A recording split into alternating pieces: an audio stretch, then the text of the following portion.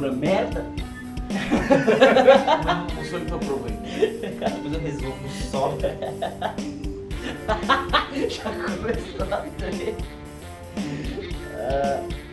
O top 5 risadas do Cássio, valendo. Isso que é verdade.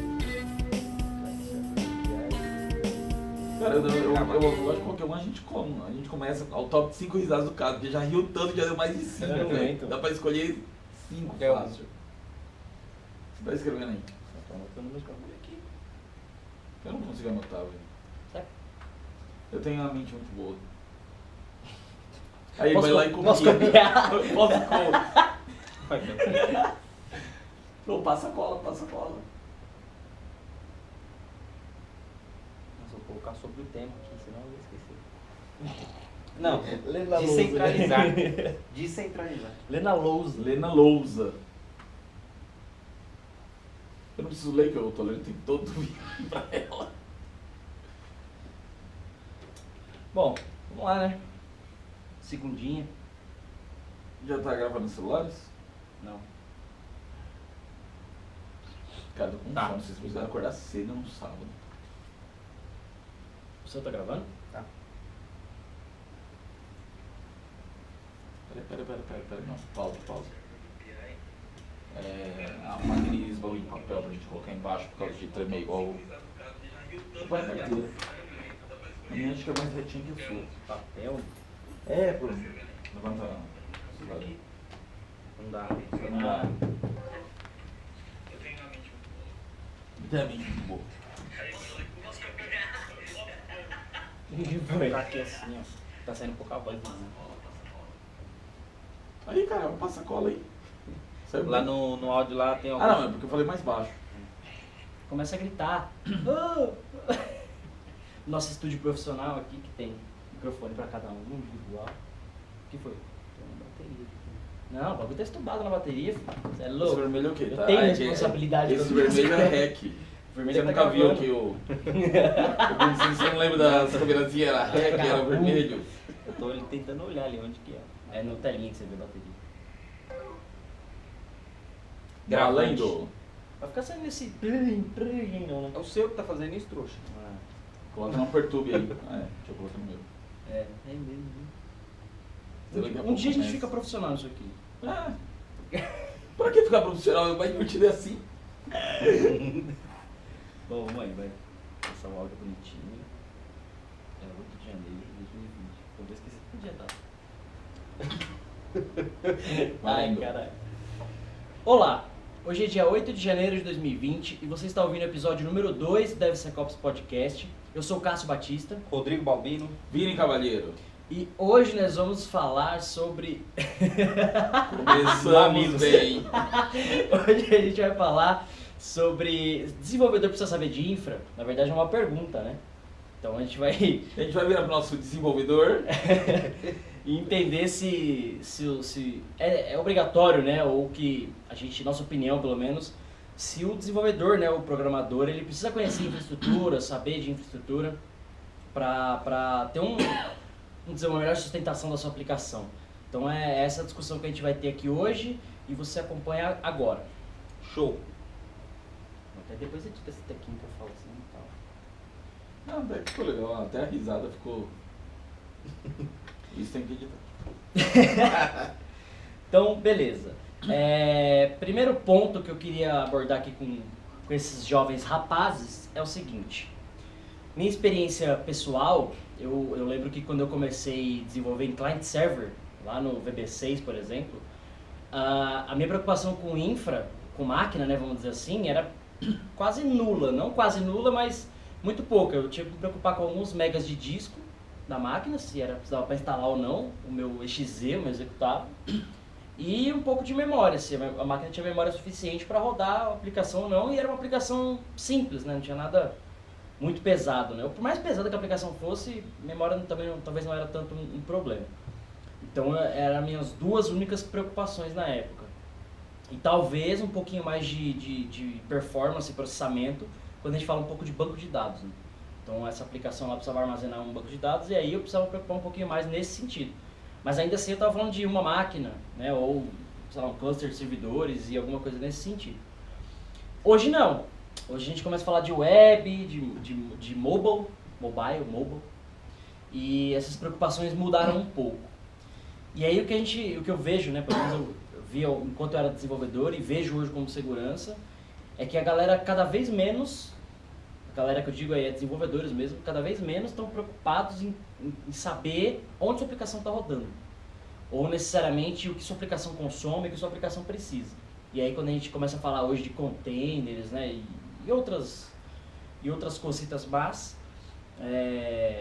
muita coisa, a gente acaba caindo no outro problema, né? Muita coisa para o desenvolvedor saber. Além dele se preocupar já com o código, já com a aplicação, já com o negócio, já com o requisito, ele ainda tem que se preocupar com o container, com quanto vai escalar, com a máquina, com a cloud, com não sei o que, com não sei o que, não sei o que. Então acaba sendo meio até que polêmica isso. Então é um pouquinho da minha experiência, um pouquinho pra gente iniciar esse debate, vamos chamar assim. A gente vai descobrir ao longo do episódio se vai ter treta ou não, se a gente concorda ou não. Mas é um pouquinho pra gente introduzir aí. Queria saber de vocês o que vocês pensam. Bom, começando assim, né, falando esse histórico, eu que venho totalmente da infraestrutura e hoje migrando para o DevOps, né, realmente, essa preocupação, muitos desenvolvedores já não existiam na época. As máquinas eram menos exigentes também, né? Quando a gente pensa no cenário client-server, tinha que ter um servidor mais robusto para poder suportar as requisições, né? Todas as requisições vindo de várias máquinas, onde ele ia basicamente armazenar dados, né? Não tinha muito mais do que isso. Hoje em dia, quando a gente olha justamente para Docker, né? Kubernetes ele é um gerenciador de Docker, tá, né? Então vamos colocar aqui, ele é só um gerenciador. Ele tem algumas coisas a mais, mas ele gerencia. E o Docker ele veio como um benefício justamente para o desenvolvedor, para acabar com aquela história de na minha máquina funciona, no servidor não. Né? A gente passa muito disso no passado, ainda tem muito disso, porque o Docker ele cria uma mini instância que roda dentro da própria máquina do cara, e o cara sobe desse mesmo jeito para a produção, né? Diferente de antigamente, quando o cara tinha que desenvolver, testar, fazer lá o seu teste único na máquina, depois fazer um teste integrado em um conjunto de máquinas ali, mas nenhum deles representado que era a produção de verdade. Normalmente o cara tinha um ambiente específico para isso, né? O tal do ambiente de teste, um ambiente de homologação. Exato. E nenhum deles, até por questão de grana da empresa, não dá para manter ambientes iguais. A gente conseguia manter ambientes próximos. Normalmente o ambiente de teste e homologação era bem inferior. Bem inferior, é coisa de uma máquina para teste integrado, 2 máquinas de homologação para simular um cluster ali talvez. E aí quebrava código. Quebrava justamente porque na máquina do desenvolvedor tinha certos plugins, tinha certas coisas que às vezes na produção a gente não pode ter. Não é replicado, não pode ter porque atrapalha o do outro colega. Sim. Não é só a aplicação dele que está rodando ali. Né? Exato. O Docker ele é um divisor de águas para desenvolvedor. Porque você mata toda essa necessidade que o cara tinha, ele tinha que estar integrado com infra, ele tem que entender o que está acontecendo e tentar replicar as aplicações que já existem em produção. E, cara, acho que no início do projeto era a maior parte de tempo que era gasta, era tentando configurar ambiente. Eu lembro que eu ficava sempre nas análises lá, configuração de ambiente. Que era na estimativa, na estimativa de horas. Configuração de ambiente, e colocava muitas horas lá para replicar. Pior é quando o desenvolvedor baixava algum plugin, alguma coisa nova, e para poder instalar no servidor de produção, a gente exigiria reiniciar o servidor de produção. Ia causar indisponibilidade. Exato. E não foi poucas vezes que a gente teve que fazer isso nos passados aqui na CVC e em outras empresas que a gente passou, em que a gente teve que reiniciar todos os serviços porque aquele plugin era essencial para o negócio, então aí ficou aquela briga, né? O desenvolvedor precisa entregar algo rápido para o negócio está na expectativa daquilo para lançar para o cliente, e a gente de infra tem que manter tudo o resto vendendo. Né? Então esse era um desafio que a gente tinha, que hoje em dia ele está minimalizado, né, por causa do uso de containers. Não que isso vá sanar todos os problemas, porque ainda aí voltamos à primeira pergunta. Você precisa saber de infra? Sim. Porque mesmo no container, a gente tem que criar limites para ele, porque senão ele vai escalando sozinho, ele vai consumindo tudo que tiver e você derruba os outros containers dos outros que estão rodando. Mas pegando esse gancho, quem configura isso? Quem gerencia isso no ambiente produtivo, por exemplo? É o desenvolvedor? É ele que vai saber assim, eu preciso que a minha aplicação escale, sei lá, 10 containers, eu preciso de 10 processamentos, 10 unidades, 10x, né, dependendo da tecnologia que o cara está usando. Assim, o desenvolvedor tem que ter ideia sim do quanto que é o capacity da aplicação dele, o quanto que vai consumir. Isso hoje ainda é necessário. Então sim, ele tem que saber um pouco de infra nesse sentido, porque eu não conheço a aplicação dele. Quem desenvolveu foi o desenvolvedor. Como que eu de infraestrutura vou saber quantos containers, quantos pods, né, como é chamado dentro do Kubernetes, quantos pods eu vou separar para a aplicação dele, até quanto ele pode escalar e quais os limites de memória que eu posso configurar para cada pod. Porque nós temos limitações de qualquer jeito. Sim, o cara ele já tem que saber o que a aplicação dele consegue consumir, né? o quanto ela vai consumir em momentos de pico. E não necessariamente a gente falando de container, o cara pode estar num ambiente não containerizado. Onde ele vai ter que saber quanto eu vou ter de requisição no meu API aqui, por exemplo, e quanto eu vou precisar de processamento para isso. No passado a gente tinha servidores, né, que comportavam todas as aplicações. Então tinha o front-end, mais o back-end de APIs, tudo concentrado no mesmo servidor, até por uma questão, se ele chamar somente até a camada 4, né, não desce para as camadas físicas, falando de camada OSI. Camada OSI, veja que resgate, não sei nem o que é isso mais. Mas sem ele precisar descer até a camada de enlace, então você ganha uma performance maior porque ele roda somente na memória da máquina. Com isso ganhamos muita velocidade com a aplicação, porém exigimos muito mais de memória. Memória a gente sabe que não é algo barato, dependendo do tamanho da empresa, né, que os nossos ouvintes podem estar trabalhando, não sei. Mas aí, com o passar do tempo, essa questão das APIs foi começando a separar algumas coisas, tirando tudo de um lugar só. Então hoje, mesmo que eu tenha um cluster de Kubernetes, eu posso separar isso em vários clusters e cada uma das chamadas tem um endpoint separado para poder ser configurado e chamado da maneira como deveria. Então eu não preciso rodar todas as aplicações em um único local. Então isso facilitou para a gente no gerenciamento de memória. Fica mais flexível com isso. Exato. Né? Onde cada aplicação tem o seu próprio endpoint, o que antes era muito caro e muito complicado você ter uma única instância de máquina rodando para cada uma das APIs. Ou mesmo replicando máquina a máquina, né? Toda a estrutura de uma máquina para suportar a aplicação, que muitas vezes o cara não sabia a tal da dimensão, né, do que ia ser consumido. Então você tinha uma máquina, aí você via que precisava de duas, que depois precisava de 3 e 4 e era um problema. Querendo ou não, Cloud veio ajudar muito nesse sentido de escalar, né? Não necessariamente só de a escalada sim, a Cloud ajuda, mas a gente tem que tomar cuidado porque ao contrário do que se propaga por aí, a Cloud ela não é infinita. Cloud não é infinita? Como assim? Como assim? As nuvens, elas chovem. Mas não, é só a gente pegar períodos de picos, né? A gente tem os finais de anos no Brasil, período de... Isso falando de varejo, né? De varejo, do nosso mercado meio que hoje, assim, né? Exatamente. Aí você pega, por exemplo, datas, Dia dos Pais, Dia das Mães, Natal... Exato, namorados, né? Que aí as empresas que vendem flores pela internet aí, não vou fazer propaganda porque não vamos pagos para isso. Aliás, se quiser anunciar no nosso podcast de sucesso, entre em contato. Então nós temos esses períodos de picos de alguns varejistas, setores do varejo. Então a Cloud ela auxilia muito nisso, mas se a gente não tiver a reserva, o cuidado, a gente tem nossos concorrentes utilizando as mesmas clouds. Né? Então eles também querem responder para os clientes da mesma forma que nós, ou até mais rápido. Porque afinal, as vendas hoje online elas se tornaram mais ou menos como é a bolsa de valores. Quem tem a resposta mais rápida, muitas vezes leva o cliente. Sim. Às vezes o cliente não busca só o preço menor, ele busca também facilidade e experiência, né? É o X, né? O tal do X, né? O User Experience, que hoje está tão se propagando por aí.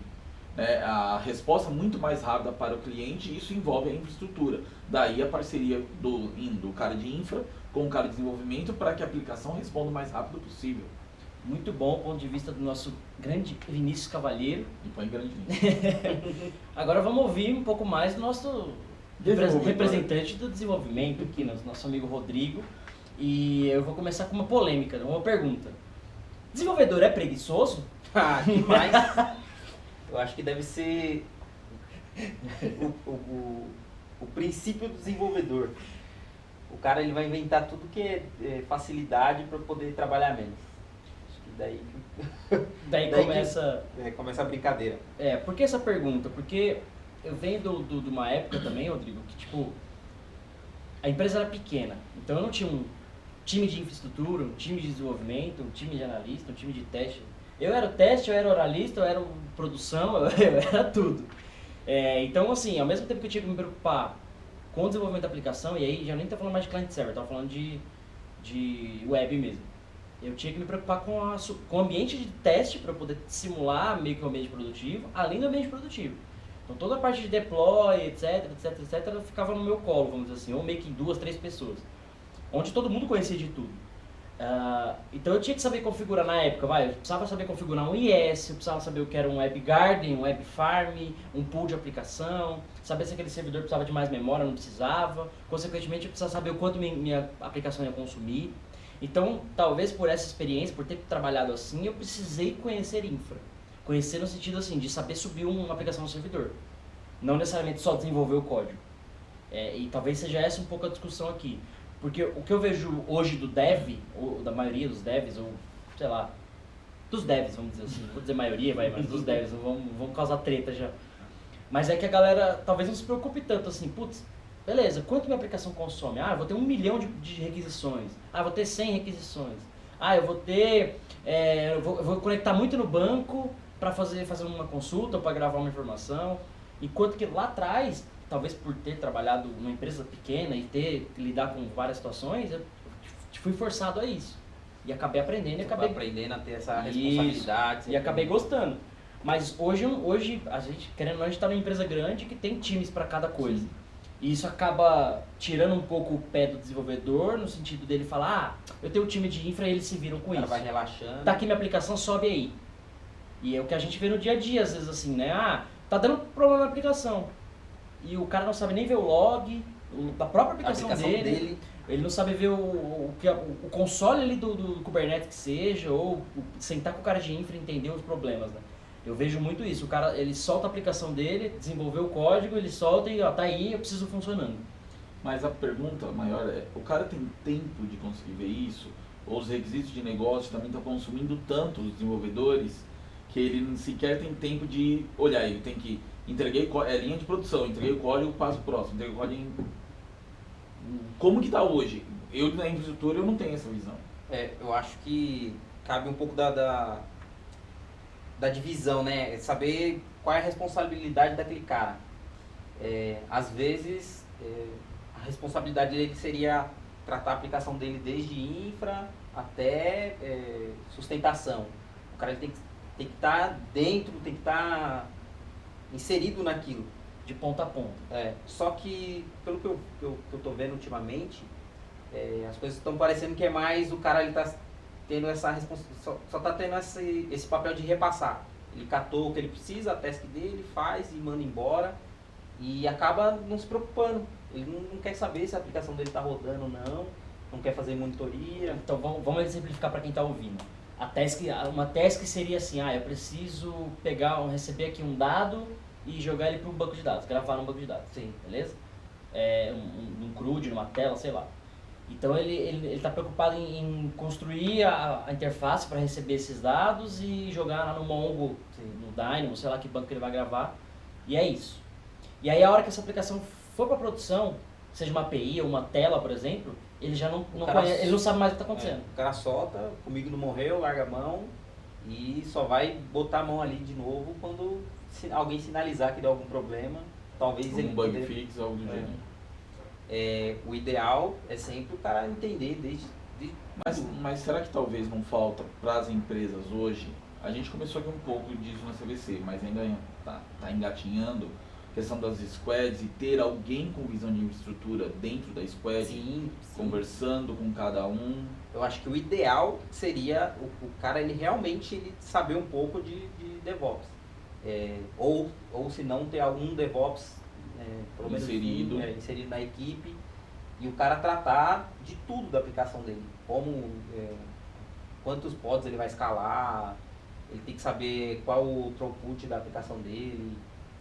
E, cara, eu acho que isso daí já facilita a vida dele 100%. Não precisa de uma equipe específica para infra. Para infra, cara, ele vai resolver coisas bem específicas mesmo. Agora, todo o comportamento da aplicação dele, cara, ele tem o controle ali. Então o que você está falando é, por exemplo, o desenvolvedor precisaria conhecer a infra no sentido de capacity da aplicação, mas, por exemplo, o sistema operacional do servidor vai precisar ser atualizado, isso é independente, que aí seria um cara de infra para falar sobre isso, por exemplo. Aí realmente infra, né? Tá. Agora, tudo relacionado à aplicação, o que ela vai consumir, qual a API, cara, toda essa parte de rede, a infraestrutura de rede da aplicação com o desenvolvedor. Autenticação, né? Toda a autenticação, acesso de usuário, cara, toda essa parte o cara já tem que estar ciente do que vai consumir, o que vai ser consumido. Porque aí a gente começa a trazer até pro lado da segurança, né, da informação, né? Por isso que deve ser DevSecOps essa merda. Nossa, finalmente. Olha, o cara disse que não ia falar. Porque, por exemplo, é o que o Rodrigo falou, tipo, o cara às vezes ele beleza, eu preciso de uma autenticação na minha aplicação, eu preciso de um usuário e senha, legal, né, beleza.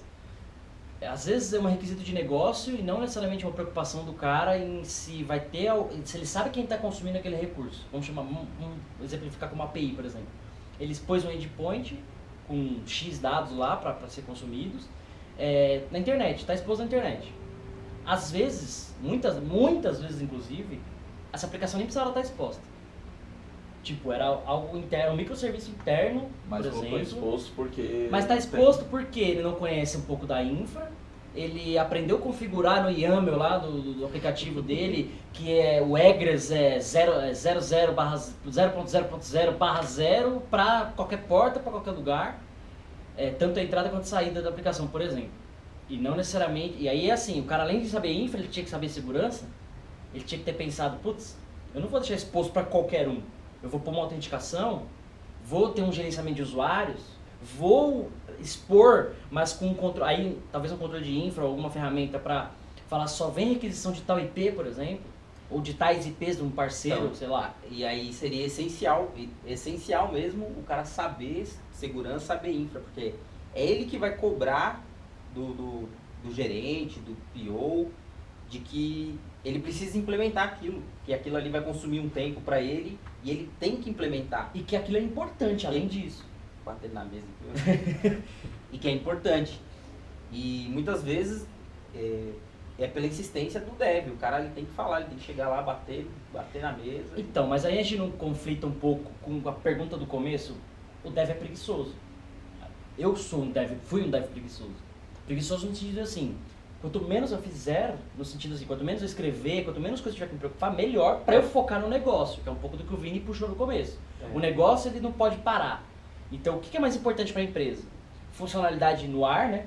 Vendendo, clicando, cadastrando, sei lá.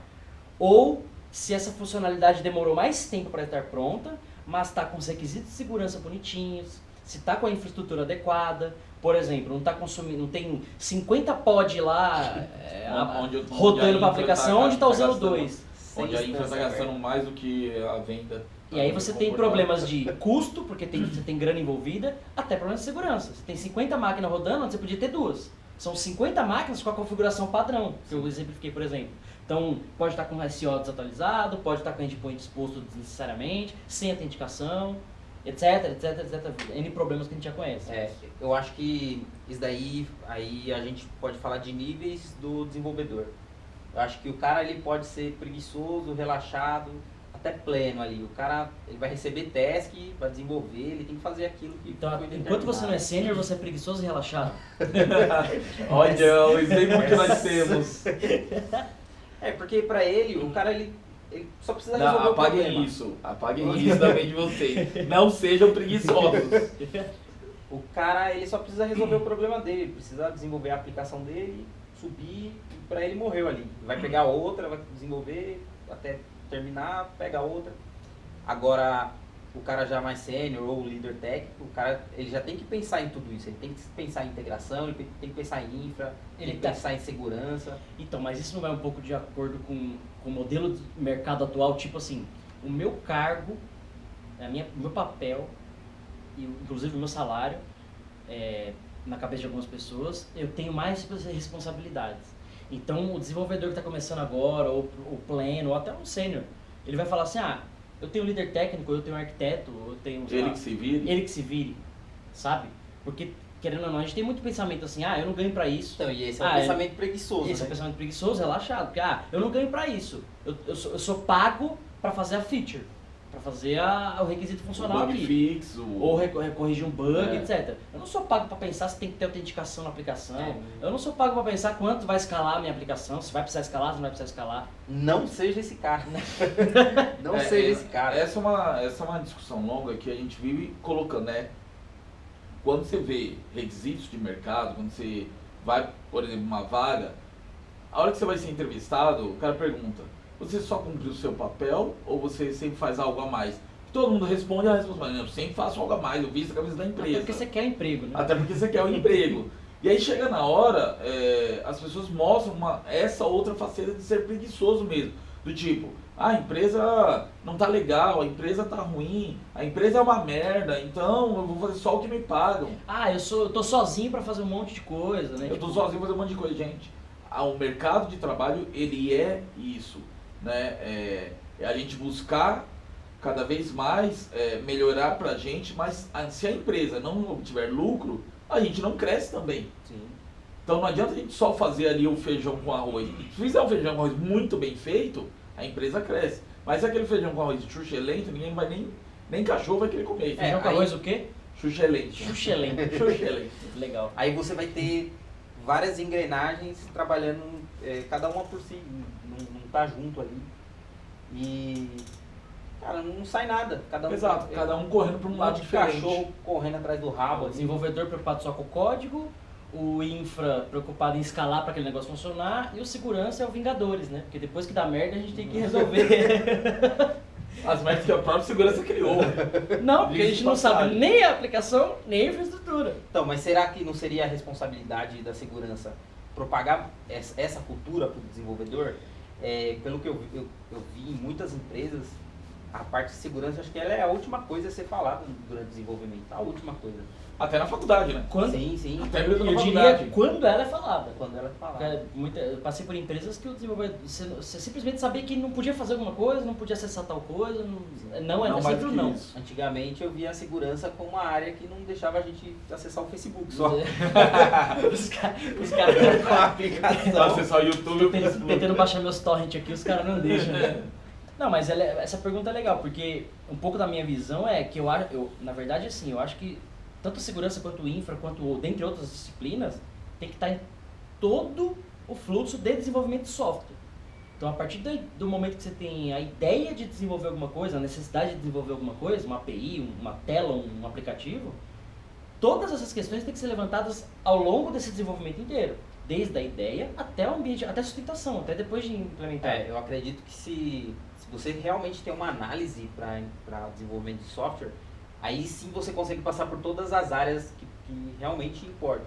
Desde infra até segurança. E aí no caso quando se há análise bem feita. Eu sempre vi, eu sempre aprendi na faculdade dessa forma também e vi na vida real que seu desenvolvimento deveria levar mais tempo, aliás, a análise deveria levar mais tempo Que o próprio do que o desenvolvimento. próprio desenvolvimento. Porque daí você já cortou todas as pontas. Puxando um gancho, né? Um pouquinho do levantamento de requisitos, né? Disciplina lá do ML, lá da faculdade, etc. Onde a gente gasta um tempo com o cliente, né? Ou com o usuário, vamos chamar assim. entendendo o que ele quer. Porque nem ele sabe o que ele quer. A gente cansa de ver isso, né? Então, partindo desse princípio, o software, por essência, ele já não vai sair como deveria por própria questão de requisitos mesmo. Então, eu quero um cadastro de clientes. É isso que eu quero como usuário, como cliente. Legal. Quando o desenvolvedor vai entender isso um pouco a fundo, você consegue arrancar do cara um levantamento de requisito que ele quer um cadastro de cliente, que você clica no botão que manda um e-mail no dia do aniversário. Saca? Então já não é mais um cadastro de cliente. Já tem um envio de e-mail. Já tem um CRM Já tem um CRM plugado. E aí quando você vai ver, mas eu queria uma tela que todo mundo acessasse. Então já tem um pouco de segurança. Qualquer um acessa? Não, meu cliente ele se cadastra e ele acessa só a base dele. Tipo, você vai puxando, numa entrevista com o cara, você vai puxando coisas que você vê que não é só um cadastro de cliente. E aí a questão como infra, segurança, tudo isso cresce conforme o software cresce. Sim. E aí o que você falou, lá na faculdade a gente vê que o tempo de análise, se fosse bem levantado, né, bem melhor, ajudaria muito. E aí talvez, puxando outro gancho, né, metodologias ágeis vieram para ajudar nesse sentido. Sim. Do tipo, ajudar ou atrapalhar? Porque eu já vi muita gente se atropelando com a própria metodologia que usa. Então, eu acho que ajudar no ponto de vista, você está sempre com o cliente, sempre em constante mudança, porque o cara nunca sabe o que quer, então consequentemente, beleza, você faz o que o cliente quer enquanto negócio. Então, na sprint 1 o cara cria A, na sprint 2 ele quer B, antes ele entendeu que o negócio dele precisa mudar, legal. Consequentemente, essas mudanças levam para a segurança e para a infraestrutura, o próprio código, o próprio software. E aí o ponto é, quanto antes a gente antecipar esses problemas ou esses requisitos, melhor é para todo mundo. Porque se você chegar lá na frente e descobrir que tá exposto na internet sem necessidade, ou tô usando 50 clusters aqui, era para usar 2. Ou além, né, o cara desenvolveu parte do software e não tem todos os requisitos que o cliente queria, que é o problema sempre teve esse problema. Então é um pouco disso, mas retoma aí o que você estava falando. Eu me perdi. Mas uma coisa que me preocupa, né, eu nunca fui desenvolvedor, sempre na parte de infra, então eu fico lá quietinho esperando chegar o código para então implantar, né? Chegar o pacote, né? Chegar o pacote, você né? nem vê código, né? Eu nem vejo o código, o troço já está compilado ali, você nem sabe que está ali no meio.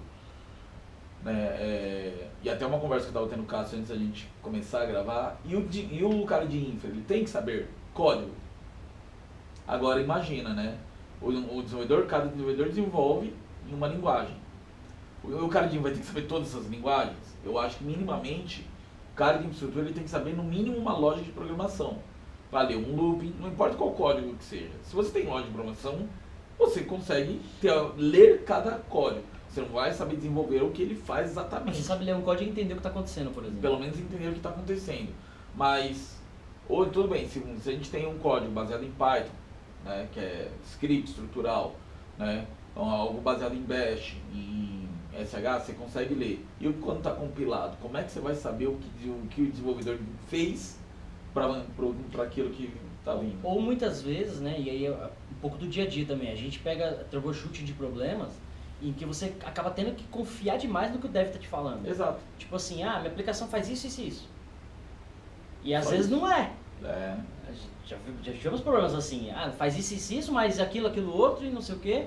E ele tá vendo log de erro de coisa que o cara não te falou. Constantemente. Não sobe. Quando há log, né? Porque tem desenvolvedor que não configura logs. Coloquem logs nas suas aplicações. Logs é vida. Log é vida. Ocupa espaço, mas vale a pena. Constantemente você vê o cara de infra, ele saindo um pouco da sua responsabilidade, que é manter infra, e ele começar a fazer troubleshoot e o cara tá debugando a aplicação para poder corrigir.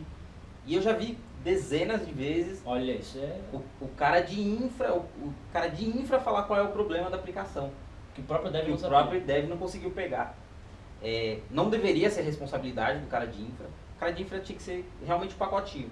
Subiu o pacotinho, tá funcionando? Tá, maravilha. Não tá? Cara, volta a versão que tava antes, resolve lá seu problema e traz de novo um pacote melhor. Mas a gente entra de novo em conflito com o negócio, porque às vezes aí a gente volta pro desenvolvedor preguiçoso que atrasou a sua entrega porque queria fazer qualquer outra coisa e falou, escolhe aí a fácil, eu desenvolvi em 2 minutos, né? Porque eu já vi também isso, né? Então o cara faz um código de novo a palavra excelente.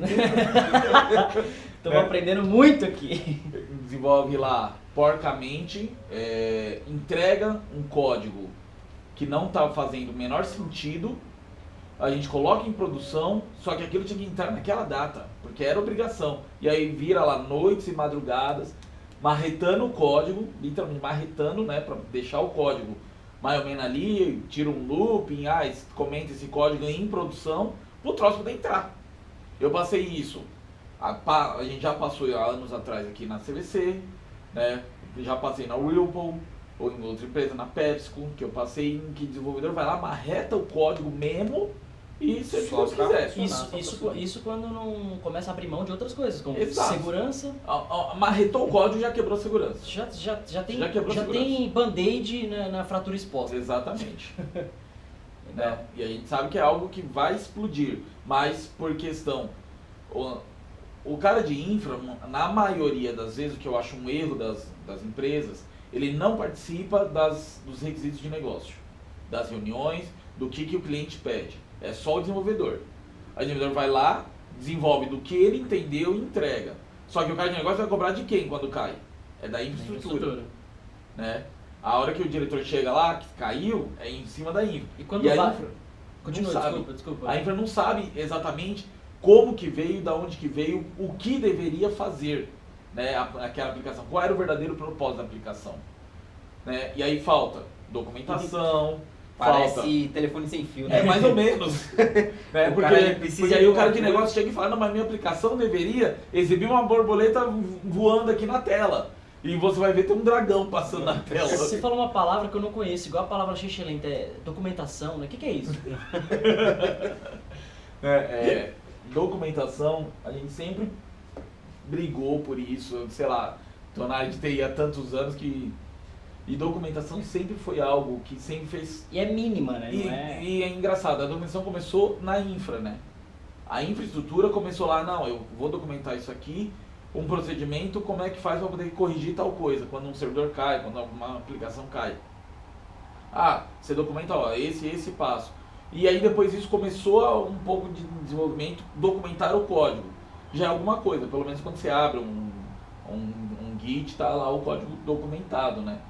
Mas nem todo mundo se preocupa em documentar muito bem os seus códigos ou até a sua infraestrutura. Eu acho que a qualidade, ela sempre é o primeiro alvo de sacrifício, né? Se os caras precisam subir a aplicação de qualquer jeito para ontem, a primeira coisa que roda ali é a qualidade. E daí com ela vai documentação, vai segurança, vai teste unitário. Testes. Cara, quando há testes. E isso a gente vê sempre acontecendo se não há uma organização.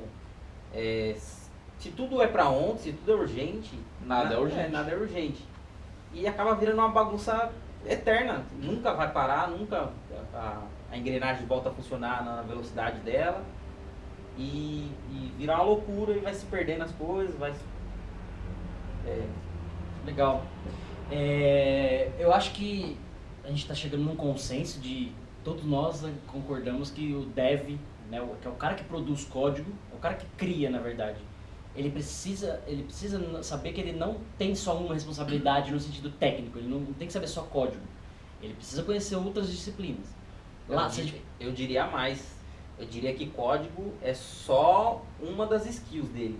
Ele precisa saber muito mais de negócio, saber muito mais de outras áreas do que propriamente codar. Codar é a última coisa que ele vai fazer. Depois que já está tudo definido, já está tudo pronto, o cara vai lá e põe a ideia. Reproduz aquilo em Meia código. dúzia de linha de código. E acabou. E às vezes é meia dúzia de linha mesmo. E as próprias linguagens e frameworks hoje têm caminhado para tornar mais fácil essa produção, né? Se você pegar o C, que você construía tudo, acessava a memória no ponteiro, e hoje você pega baixa uma biblioteca que já grava o arquivo para você num lugar, é um avanço muito grande. É igual você usar... Você escreve menos para fazer mais. Quando você usa Python, cara, que absurdo. As bibliotecas dele lá tem tanta coisa que você consegue criar um machine learning com 3 linhas de código, 3 linhas. E é isso, e você pega um modelo... Sabe as coisas que fala que tem que provar, né? O nego vai comentar aqui. Vou subir no Git. Cássio Paquim, procura lá. Só que o que vem antes que é o essencial o que você vai fazer com aquilo? O que a sua aplicação deveria fazer? Onde ela vai rodar isso? Codar é a última coisa. Codar você pega até código pronto, até... Tem muita coisa pronta, isso é verdade. Legal, então puxando um outro gancho aqui. Se cada vez mais o desenvolvedor precisa saber mais no sentido de infra, segurança, o próprio código, negócio, não sei o quê, vocês acham que acaba tendo mais risco para a empresa como um todo, vamos dizer assim, né? Se a gente pensar, e aí eu vou vender meu peixe, né? Mas se a gente começa a pensar em vazamento de dados, ataques, etc. Quanto mais o desenvolvedor precisa saber, mais coisa ele tem que se preocupar, é um monte, pensa o cara rodando um monte de pratinho, né? É mais um pratinho, mais um pratinho, algum pratinho cai. Sim. Vocês acham que isso é um problema? Acho que não. Pam! Travou. Não, é bom que usa o corte.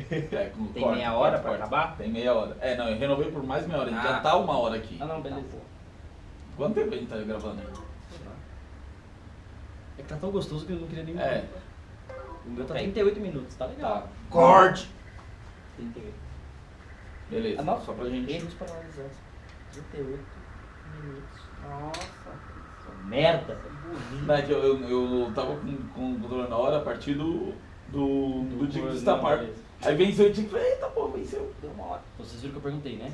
Não. Mais coisa pro cara saber, Sim. mas... Sim, mais isso traz, pratinhos. isso traz risco do ponto de vista de segurança, o que vocês acham? Mas Então, claro que traz riscos, porque ninguém consegue ser expert em tudo. Isso não existe. Ah, não? Eu já vi vagas que pedem 80 anos de Stack experiência, Overflow. 30 de idade, conhecimento Full em todas Stack as Overflow. linguagens. Não existe isso, gente, para, ó. Inclusive, pessoas de RH que estiverem ouvindo, não existe alguém que conhece tudo. O desenvolvedor pode conhecer várias linguagens, mas não todas. O cara de infraestrutura não vai conhecer profundamente todos os sistemas operacionais como é colocado.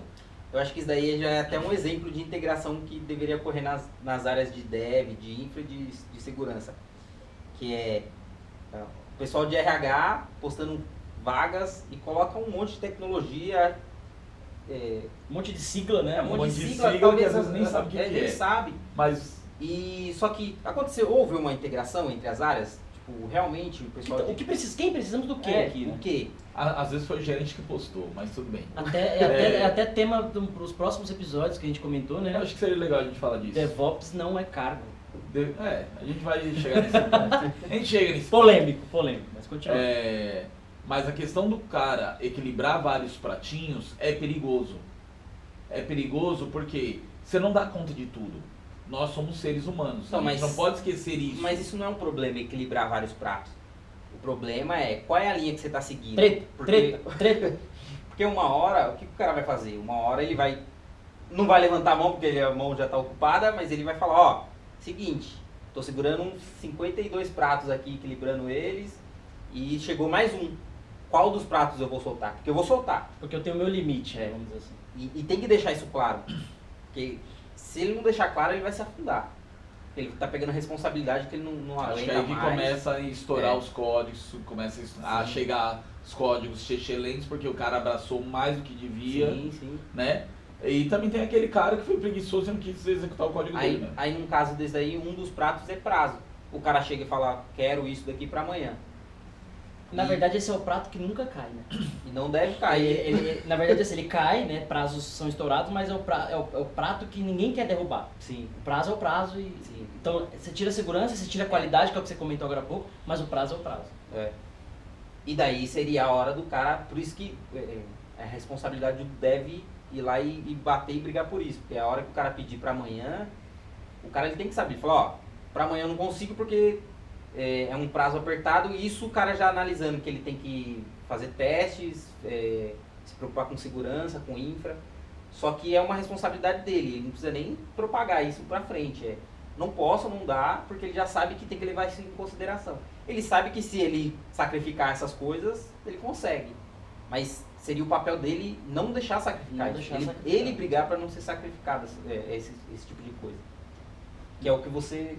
Acho que é aí que começa as tretas Eu do ponto de vista de segurança, eu acho que o mínimo, os grandes problemas, na verdade, de segurança são por 2 motivos. O primeiro é a negligência. O cara sabe que precisa ser feito, mas ele abre mão daquilo. Aí é o tipo Então de ele, cara- eu vou expor o endpoint aqui para todo mundo consumir porque eu preciso da aplicação no ar. Mas expor, ele sabe que tá exposto, né? Um jeitinho, É, um jeitinho de Uma fazer malandragem rápido, ali. porque ele sabe que você precisa pôr autenticação, usuário e senha, blá blá blá blá. Ele começa a gastar o prazo dele ou o tempo dele. Então a negligência talvez seja o primeiro ponto. O segundo ponto é a falta de conhecimento. Então, eu quando era dev, eu não estava nem aí com segurança. Sim. Não estava preocupado com a segurança Então. da aplicação, o hacking, vazamento de dados, etc. Hoje isso fala-se muito mais, mas eu não vejo tanto desenvolvedor se preocupar nesse ponto de vista. Tipo, caramba, será que minha aplicação vai ser hackeada? Porque, imagina, hoje a gente está aqui no grupo CVC, imagina amanhã aparece na mídia, ó, vazou dados da empresa CVC, vazou dados da empresa X. De quem é a culpa? E o cara de segurança. Se você parar pra analisar, é a segurança que vai responder. Aí vira o Vingadores, né? Chama o Homem de Ferro, chama o Hulk, que é o que eu falei. Porque vem que estão atacando. Cara, aí- Mas a gente lá atrás, quando foi pedido para desenvolver, teve a necessidade de negócio, a gente não entendeu o que precisava ser desenvolvido. Aliás, muitas das vezes, segurança fica sabendo quando existe alguma coisa. Ah, começou a dar um problema aqui na aplicação. Nem sabe que existia aquela aplicação.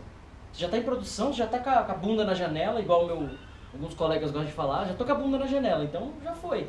E o pior é que hoje existe tantas formas de você prever isso, limitar que isso aconteça. Existe tanta ferramenta que ajuda, que faz análise de código. Ah, o sonar lá, você passa o sonar, ele... Mas acho que falta comunicação. Né?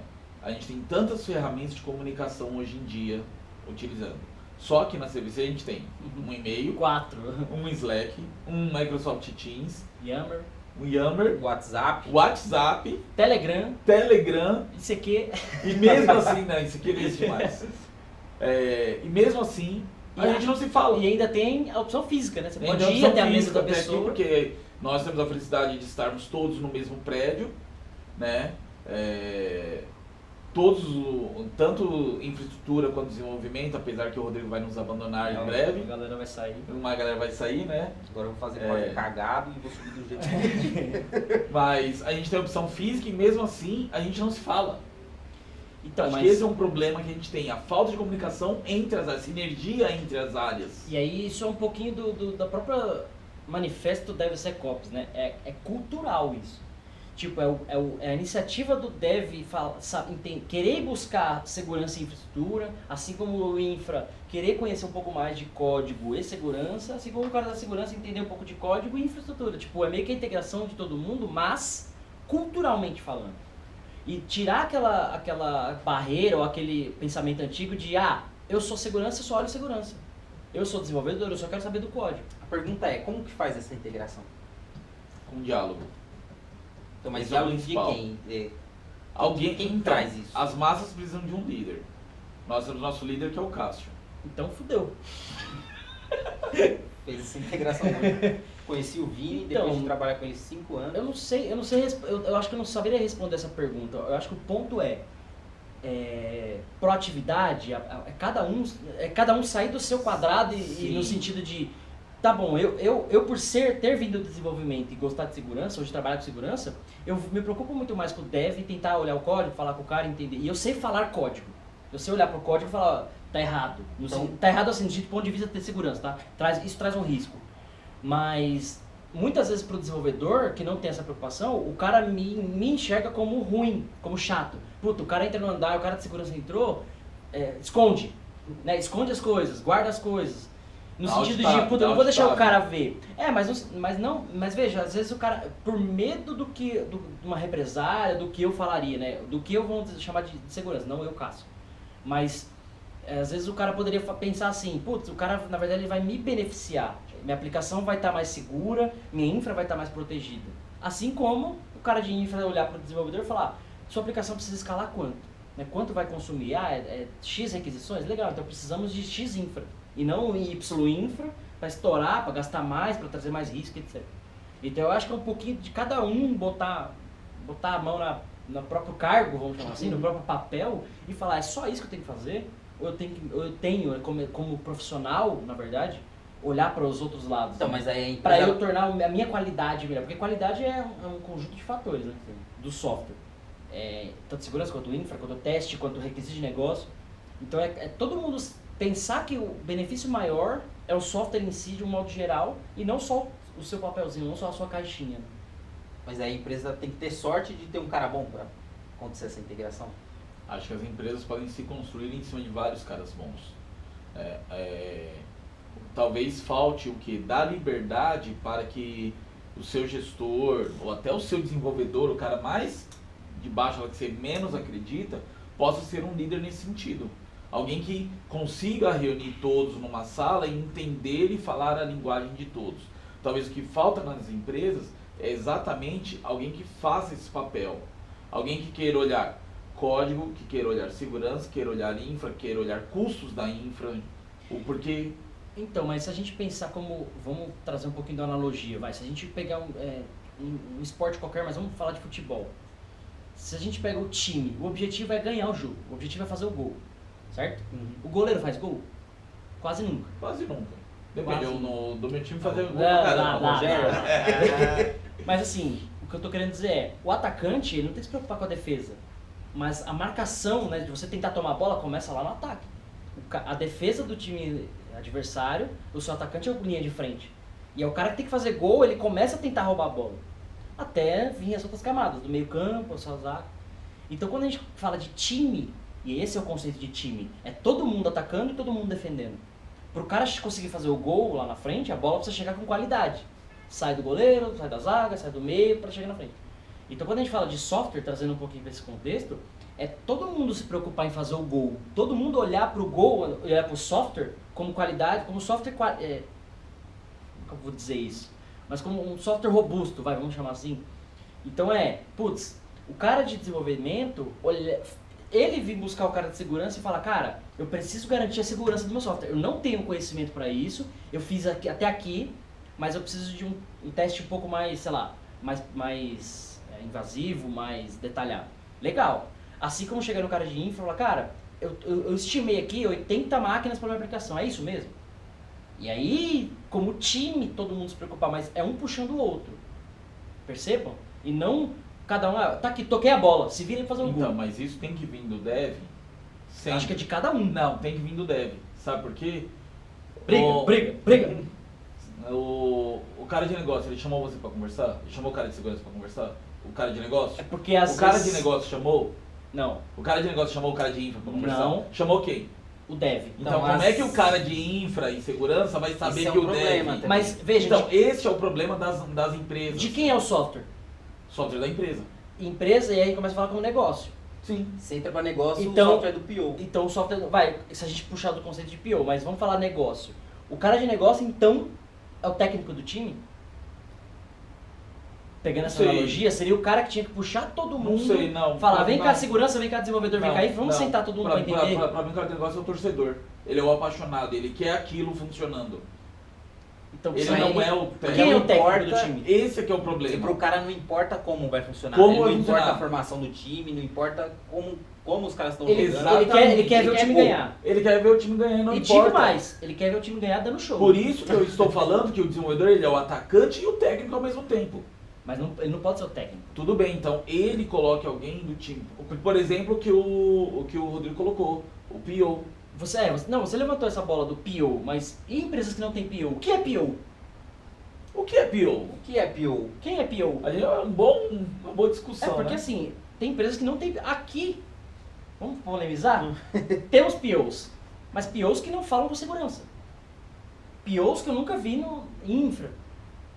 E é o PO que é o técnico que só olha pro atacante, pro jogador favorito, que é o O PO desenvolvedor. ele tá muito mais perto do negócio do que da Ele parte tá mais perto do negócio do que técnica, do técnico. Então, como Product Owner, como dono do software, vamos chamar assim, né? Ele tinha que estar olhando para o time todo. Para a zaga, né? Para o infra, para o segurança, o meio campo e para o desenvolvedor, o atacante. Então, Mas ele tá olhando, não, ele tá olhando só pro ataque. eu já passei por algumas empresas que Desculpa, tinham... só interrompendo, independente daqui, né? Eu acho que em outras empresas, já vi em outras empresas e outros cenários, né? Chefe, se você estiver ouvindo isso, não me demita. Eu acho que quando você tem o papel do PO forte, e isso o cara PO ele sabendo qual é o produto dele, tudo definido. Cara, eu já vi as coisas acontecer magicamente. Você vê todas as áreas integradas, você vê... A gente tem alguns POs aqui que fazem isso. Sim. Que é bem diferente do gerente de projetos, que era o cara que chicoteava todo mundo. Ele chicoteava todo mundo para pressionar cada um fazer o seu papel rápido. Ou, ágil, vamos dizer, chamar de ágil o gerente de projeto. Mas não necessariamente integrar todo mundo. Então era o cara que ficava falando com um, falando com o outro, mas... enfim. Boa discussão. Alguém quer acrescentar mais alguma coisa? Vocês querem... Na minha visão, deve continuar visando aprender infra. E segurança. Cara, acredito que o cara, ele tem que saber, mas níveis de devs, né? Tem devs que precisam, tem devs que não precisam. Tem devs que precisam se preocupar só com o código dele ali, com a qualidade, com segurança e tudo mais, mas não tão a fundo quanto outros, né? Um líder técnico, um sênior, o cara, ele tem que saber, ele tem que dominar mesmo, tem que entender, ele tem que saber brigar por aquilo. Seu veredito, Cássio? Eu concordo. Eu acho que cada vez mais a gente tem que ser multidisciplinar, na verdade, né? A gente tem que aprender, conhecer mais coisas e não dá pra ficar mais só na sua caixinha, né? A gente vai ter que virar equilibrista de pratinho e rodar cada vez mais pratinho. O cara de isso não é ruim, infra, não. Ele já começou com isso, até porque hoje a gente se fala muito em infra como código, né? IAC, né? Infra as a Code. Infra as a Code. Tema pra outros episódios também. Que a gente chega a falar disso, porque o cara de infraestrutura acabou vendo que precisava ter algumas coisas voltadas para o desenvolvimento, né, até para auxiliar no troubleshooting e também prover muito mais rápido a infraestrutura para que o desenvolvedor possa entregar o código também. Legal, então a gente fica por aqui. Esse foi o episódio número 2 do DevSecOps Podcast. Você ouviu sobre se o desenvolvedor precisa saber de infra, né? A gente chegou num consenso aqui, os três, que precisa, além de saber outras coisas. A gente fica por aqui. Fazer café. A gente fica por aqui, até a semana que vem. Eu sou o Cássio Batista. Rodrigo Balbino. Vini Cavalheiro, se você quiser saber mais sobre nossa carreira, escute o podcast número 1. Verdade, ouça Hello o primeiro World. episódio, Hello World, que fala muito sobre cada um aqui. E compilou? Subiu? Subiu, tá funcionando. Tchau! Tchau! Uma coisa pra não se estender demais. Quanto tempo deu? Não, mas tá 54 minutos, mano. É isso aqui. Tem uns cortezinhos. Primeiro foi que tão... uns cortezinhos, tem uns cortezinhos, vai uns 46 talvez. Ficou top, mano. Tamo ficando bom nos bagulho. Você tem 13 minutos. E me deram R$3. Então vamos. Só? Põe mais 5 horas. É barato aqui, velho. Só que o problema é que durante a semana só pode ficar 2 horas. Ih, caralho. E aí você rotaciona o carro e para mais 2 horas. Sabe o que é foda? Nossa, mano. Que aplicativo, acho que até piora pro cara. Tipo, pra ele é facilidade pra ir lá e resolver. Só que dá um miguezão de, tipo, passar as 2 horas. Fudeu pro cara, Nossa, né? final do aplicativo. Então, porque daí no aplicativo... Não, se bem que não dá Não, pra saber se se o não- cara saiu ou não, né? O quê? É só Não, se dá. vier realmente Se o vier, cara... o cara vai se vier, checar, ela né? marca. Mas a coelhinha passa aí o tempo todo. A Verônica chama de coelhinha. Eu vejo ela sempre. Ela é a coelha do Zootopias, já assistiram? Que é corretinha e tudo. É a coelhinha do Zootopia. Ô, depois tem que. Você anotou em 38? O que é 38? 38 minutos Um a gente corte. tem que mexer lá. Parou de gravar? Cadê? É isso? Ele perdeu. Não, o meu tá aqui. Ó, o top 5 risadas do Cássio. Aqui. Nossa, é porque ele demora pra... Eu acho que o ideal seria Ô, mas, cara, hoje foi bem legal. Bate-papo Foi, bacana. Fluiu legal, falou bastante coisa. Tipo, passa rápido, nem vai passando. Curti. Terceira Guerra Mundial. E aí, vamos ter Terceira Guerra Mundial? Liga. Ah, essa guerra aí não dá Ah, nada. não desliga ainda não, pera aí. Galera que estiver assistindo, o Rodrigo falou que GoPro é câmera de ação, então a gente tem que gravar assim, ó. Gravar igual a menininha lá do meme, né, que ela fica dando risada. Correndo.